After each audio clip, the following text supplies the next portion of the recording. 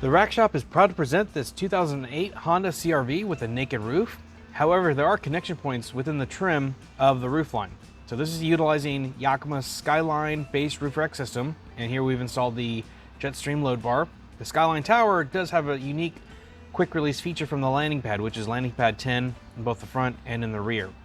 Now you can opt for the higher aero performing Jetstream load bar. Advantage of that is you have more mounting options, and it is a quieter load bar, but this is a great economical bar in comparison to the Yakima round bar. So this is just a quick look. For complete details, see the link in the description below, but crossbar spacing is 27.5 inches center to center, 165 pound carrying capacity overall. And the load bars we use are 50 inch. So again, for complete details, see the link in the description below.